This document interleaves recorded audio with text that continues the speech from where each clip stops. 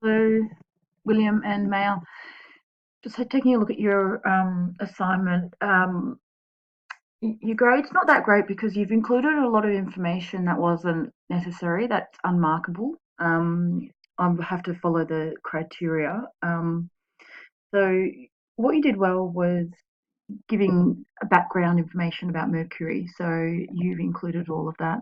Oh, look, I've just noticed this picture, which I'm going to have to change your mark now. You've actually got a little bit more position, and I'm going to give you a 3 for that. So instead of 16, 17, 18, 19, I'm going to give you 19 out of 28, which turns it into, there you go, 68%. That's much better. Okay.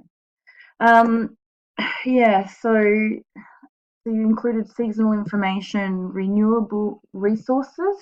You've included information about that. Elevation is just general information about the planet. You didn't include information about the pros and the cons of going to Mercury or Mercury. You've had Mercury compared to Earth, but not the pros and the cons.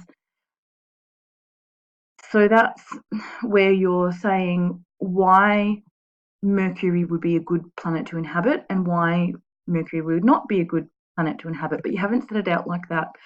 Though you have included just hinted towards what would have to happen for the planet to be inhabitable.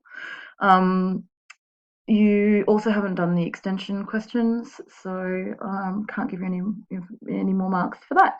So generally 68% is not so bad, much better than I thought it was, had I not picked up a few of those things. So congratulations, well done, and I'll see you around.